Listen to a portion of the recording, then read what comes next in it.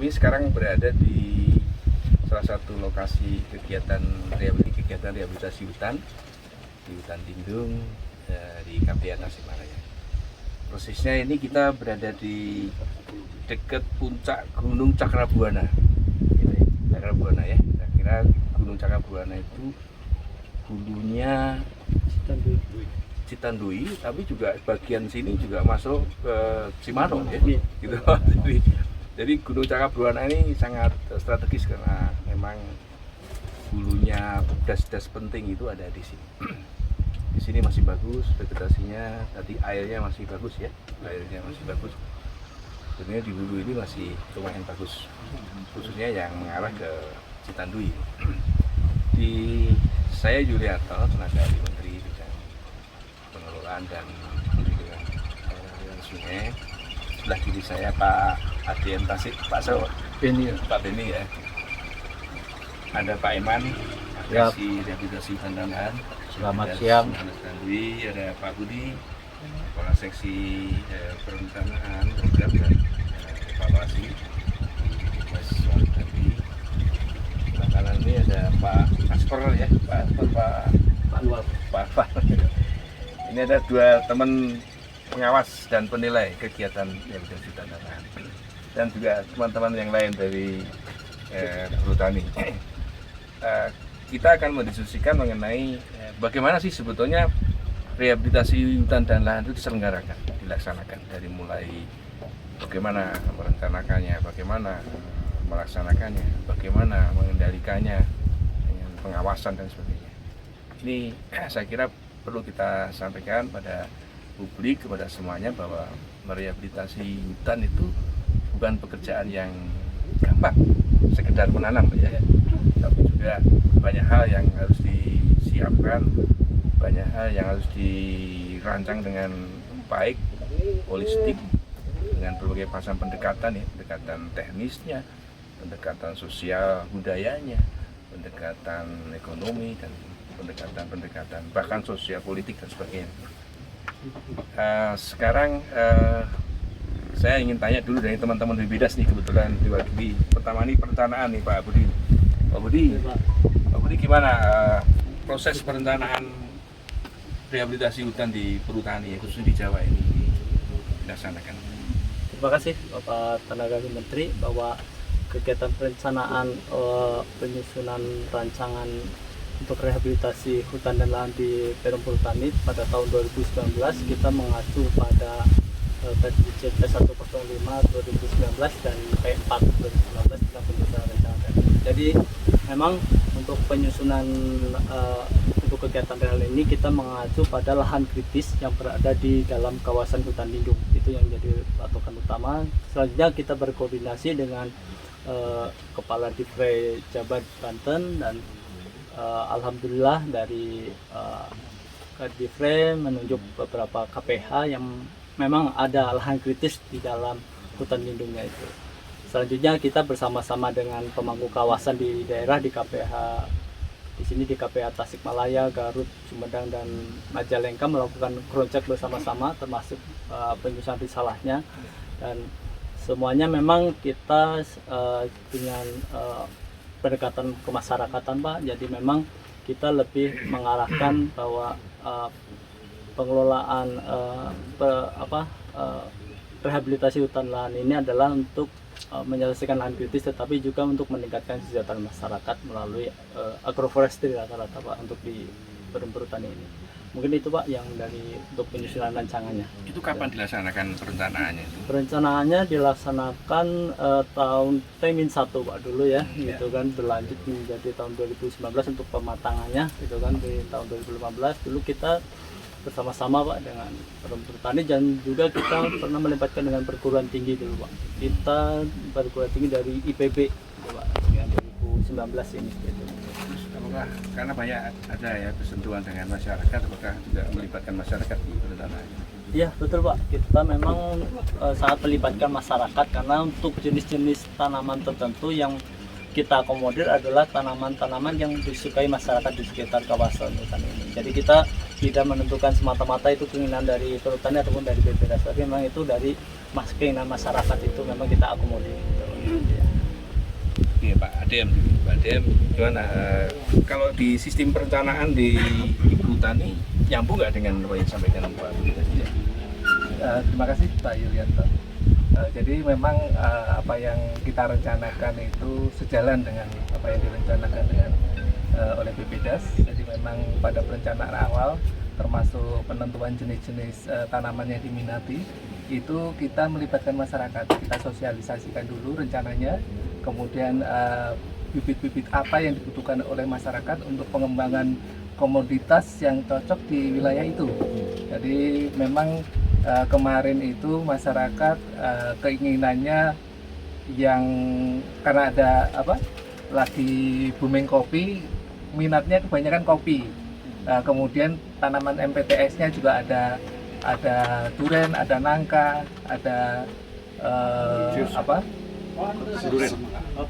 alpukat ya, alpukat. Jadi memang itu sesuai dengan kebutuhan masyarakat, sehingga syukur alhamdulillah program RHL yang sekarang itu jadi memang tujuannya di samping rehabilitasi juga ikut mensejahterakan masyarakat di sekitarnya. Saya kira itu. Dulu kan ada satuan perencanaan ya di perhutani. Ada. Sekarang masih betul, ada. Masih ada. Hanya ini yang nyambungnya di situ. Ya, betul. Terkait ya. Nah, kemudian di Pak Eman nih, Pak Eman kan sebagai kalau zaman dulu Pimpro ya Pak ya. Tapi penanggung jawab kegiatan RHL. Jadi program rehabilitasi hutan dan lahan ini dilaksanakan atau penanggung jawabnya adalah Kementerian LHK sebagaimana mandat Undang-Undang 23 tahun 2014, di mana sebetulnya rehabilitasi kawasan hutan itu tanggung jawabnya pusat. Ini kementerian ya, jadi sehingga Kementerian LHK sebagai penanggung jawab kegiatan RHL. Nah di lapangan itu BPDAS sebagai penyelenggara di lapangan. Nah, ini Pak Eman ini sebagai pelaksananya gitu, penanggung jawab kegiatan. Pak Eman setelah ada rancangan tadi ya, jadi rancangan yang disiapkan oleh seksi perencanaan dengan perhutani tadi, itu kan mengandung lokasi, itu mengandung kebutuhan bahan, kebutuhan upah dan sebagainya Pak ya. Terus gimana Pak Eman, serta berikutnya bagaimana menyiapkan kegiatan di lapangannya? Ya, terima kasih Pak Yulianto sebagai tenaga ahli menteri. Kegiatan RHL yang kita laksanakan yaitu dimulai tahun 2019 itu luasnya sekitar 8.500 hektar yang terbagi ke dalam 4 KPH, yaitu KPH Tasik, ada KPH Majalengka, KPH Sumedang, dan KPH Garut Pak. Di dalam pelaksanaan memang tidak mudah Pak untuk melaksanakan kegiatan RHE. Kita memerlukan suatu hubungan sinergi antara pemerintah pusat dan daerah. Yang terutama ini di dalam pelaksanaan kegiatan menggerakkan masyarakat Pak. Yang menggerakkan masyarakat itu karena di dalam pola kegiatan RHE kita yang laksanakan itu ada dua pola Pak. Satu adalah pola intensif, yang kedua adalah pola agroforestry. Apa yang membedakan agroforestry dan intensif? Ketika kita berbicara kawasan di Jawa Pak, ini pasti okupasi masyarakat itu ada. Itu pasti itu akan kita terapkan polanya agroforestry. Ketika itu tidak ada sama sekali aktivitas masyarakat, maka kita intensif. Nah, di dalam sistem penanamannya itu akan berbeda Pak. Jumlahnya yang intensif itu 625 Pak 1 hektar. Kalau yang di agroforestry itu adalah 400 hektar. Bagaimana supaya masyarakat apa yang disampaikan Pak ADM tadi, Pak Budi ini tadi, kita mengimplementasikan agar rehabilitasi tidak hanya merehabilitasi lahan, tetapi peningkatan ekonomi masyarakat. Kan? Jadi masyarakat itu sejahtera, bisa menanam tanaman MPTS maupun tanaman yang dia suka, salah satunya adalah kopi. Berapa jumlah kopi? Adalah 25% dari jumlah populasi, dalam hal ini adalah 400, berarti hanya 100 Pak yang diperbolehkan. Oleh artinya yang didanai BPDAS hanya 100. Kalau masyarakat mau nanam yang lebih, silakan saja.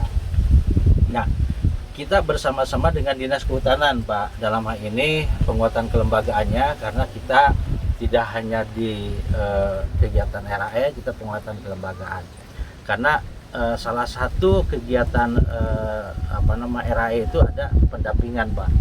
Pendampingan ini tugasnya hanya 3 Pak. Satu adalah penguatan kelembagaan, yang kedua adalah penguatan usaha, yang ketiga adalah penguatan kawasan. Ya, ini yang paling penting.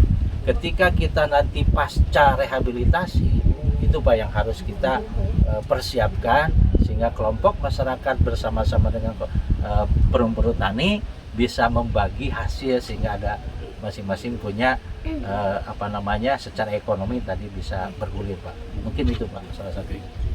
Pak ADM, yang mengoperasikan RHE di lapangan itu kan ada perhutani ya Pak. Dan perhutani kan sudah punya lembaga yang terstruktur dan lengkap gitu ya, dari pusat sampai tingkat lapangan. Kalau dalam kegiatan RHE kita ini seperti apa Pak manajemennya, SDM-nya itu, mobilisasi SDM-nya? Ya memang kalau di perhutani di lapangan, untuk operasional di lapangan itu ada ASPER, ada KRPH. Tapi tetap kita dalam pelaksanaan mulai dari persemen sampai dengan penanaman itu kita libatkan, kalau di perhutani itu ada namanya LSDH, Lembaga Masyarakat Desa Hutan. Itu yang kita berdayakan untuk mulai dari penyiapan bibit sampai dengan penanaman. Kalau dari segi pengawasan kita berjenjang Pak. Mulai dari ada tim pengawasan dari KPH, kemudian dari DIFRE sampai ke kantor pusat internal perhutani. Jadi sebetulnya mudah ya memobilisasi SDM di sana ya, sudah. Pak mewakili Pak Kepala Cabang Dinas Tasik ini, yang mewakili dari Dinas Kehutanan. Pak tadi disampaikan Pak Eman tadi ada mobilisasi penyuluh segalanya. Dukungan seperti apa lagi ya kami yang diberikan pada program ini Pak dari Dinas? Terima kasih untuk cabang Dinas Kehutanan wilayah 6, dalam hal ini wilayah kota dan Kabupaten Tasikmalaya. Dukungan terhadap RHL misalnya di kawasan Perum Perhutani, yaitu untuk pendampingan dengan tenaga penyuluh. Jadi tenaga penyuluh PNS. Jadi sesuai dengan wilayah kerja mereka, kita tugaskan untuk mendampingi proses pelaksanaan RHL ini. Jadi seperti ada yang di BKPH Taraju, Ciawi, juga Singaparna, sesuai dengan wilayah kerja.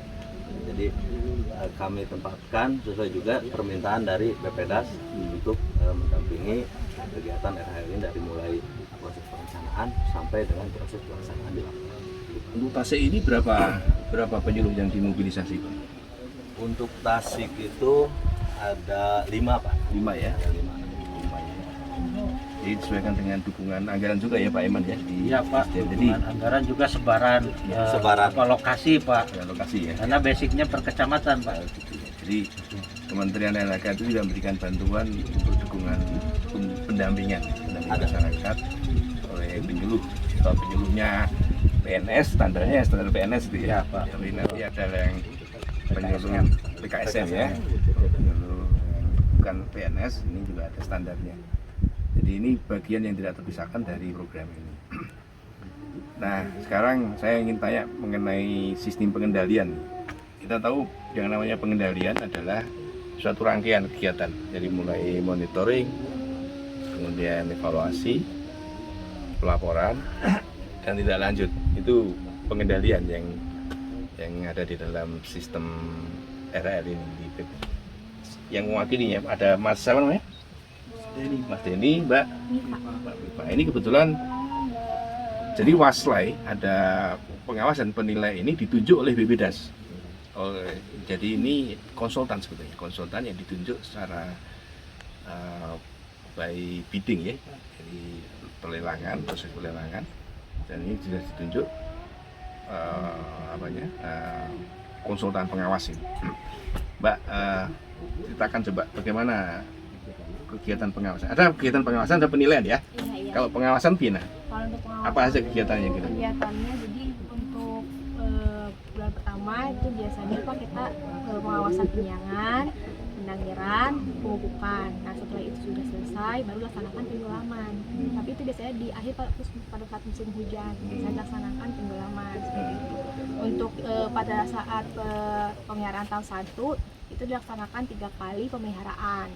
Nah untuk pemeliharaan tahap 2 itu hanya 2 kali pemeliharaan dengan mekanisme yang sama Pak. Jadi penyiangan dahulu, pendangiran, pemupukan, baru nanti dilaksanakan penggelaman seperti itu. Jadi pengawas ini melakukan kegiatan sampling atau Kalau untuk pengawas itu sensus Pak. sensus ya, lokasi. semua lokasi, semua tanaman diawasi ya. Iya. Ketika memupuk, ketika Iya, menyiang, diawasi semua. ketika Nanti mungkin ada konservasi hama tanah penyakit, juga ada, Pak. konservasi tanah juga ada ya, Iya. diawasi. Nah kemudian penilaiannya gimana? Untuk penilaian itu biasanya pada saat untuk penilaian tahap 1 itu 13 kali tuh pada laksanakan. Jadi pada saat 3 bulan setelah pemeliharaan baru dilaksanakan penilaian. Nah itu dilaksanakannya biasanya tergantung untuk setiap penilaian itu berbeda-beda Pak. Ininya item yang dinilainya. Biasanya untuk tahap pertama hanya sampai pemeliharaan saja konservasinya. Nah tahap kedua sama untuk pemeliharaan saja. Tahap ketiga baru laksanakan penggelaman. Jadi penilaian itu mekanisme ini ya, Iya. pengendalian ketika nanti Pak Eman dari BPDAS mau membayarkan ya kan, dinilai dulu karena itu akuntabilitas ya. Nah, jadi dinilai sekian persen sesuai dengan prosedur, keberhasilan harus 75%, itu baru dibayar. Gitu. Ada tahap pelaksanaan, ada proses, ada penilaian akhir ya. Oke. Jadi ini adalah proses penyelenggaraan rehabilitasi hutan yang ada di Jawa, karena di Jawa itu beda dengan di luar Jawa. Di Jawa hutan lindung semua dikelola oleh perum pertani, maka kita bekerja sama dengan perhutani. Jadi kalau di luar Jawa karena tidak ada pemangku khususnya, ya kita kerjasamanya dengan dinas, tapi pelaksananya itu ada yang swakelola bersama masyarakat, ada yang kontraktual, ya, kontraktor penanaman. Waslai juga oleh konsultan. Bicara rehabilitasi hutan tidak hanya sekedar menanam, tapi banyak hal yang harus dipersiapkan, banyak pihak yang terlibat, banyak anggaran yang harus dikeluarkan untuk ini. Oleh karena itu akuntabilitas menjadi bagian yang penting, makanya sistem pengendalian kita perkuat, sistem perencanaannya kita perkuat, sistem pelaksanaannya juga kita perkuat, sehingga dengan begitu kegiatan rehabilitasi hutan ini sesuai dengan mudah-mudahan insya Allah ya sesuai dengan apa yang kita rencanakan, sesuai dengan mandat peraturan pemerintah nomor 26 tahun 2020. Oke, terima kasih.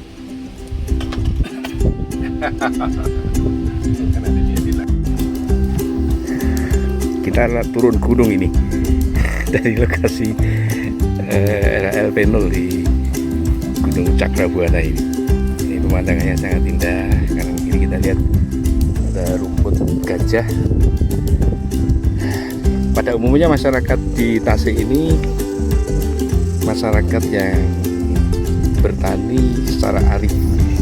Ini konservasi tanah, pola-pola agroforestry merupakan kearifan lokal yang sudah ada sejak dulu. Jadi mereka menanam pohon juga, beternak juga. Kemudian ya sekarang dengan tanaman-tanaman hortikultur juga gitu. Alamnya sangat indah dan pola kearifan lokal masyarakat di sini yang membuat